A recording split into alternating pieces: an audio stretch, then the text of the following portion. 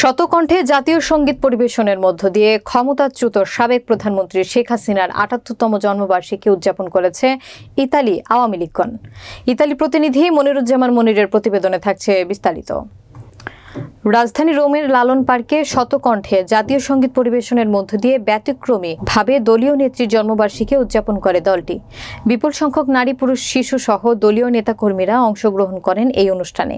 রাজধানী রোমে বাংলাদেশের অধ্যুষিত তারপিনাত্তারায় অবস্থিত লালন পার্কে বিকেল থেকেই বিভিন্ন শ্রেণী পেশার মানুষ জড়ো হতে থাকেন শেখ হাসিনার জন্মদিনের এই অনুষ্ঠান উপভোগ করতে।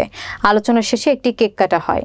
ইতালি আওয়ামী লীগের ভারপ্রাপ্ত সভাপতি হাজী মোহাম্মদ জসিম উদ্দিনের সভাপতিত্বে এবং সাধারণ সম্পাদক আলমগীর হোসেনের পরিচালনায় সংক্ষিপ্ত আলোচনা পর্বে উপস্থিত ছিলেন ইতালি আওয়ামী লীগের সিনিয়র নেতা ও আওয়ামী লীগের সাংগঠনিক সম্পাদক জি.এম. কিবরিয়া, আবু সাইদ খান, সহসভাপতি শাহ আলম, দিন মোহাম্মদ, ফজলুল হক ভুট্টো, যুগ্ম সাধারণ সম্পাদক রনি আহমেদ, ইকবাল আহমেদ বাবু, সৈয়দ সুমন, মাহে আলম শ্যামল, সাংগঠনিক সম্পাদক জাহাঙ্গীর আলম সহ শ্রমিক লীগ, মহিলা আওয়ামী লীগ, যুবলীগ, স্বেচ্ছাসেবক লীগ সহ বিভিন্ন অঙ্গ ও সহযোগী সংগঠনের নেতাকর্মীরা।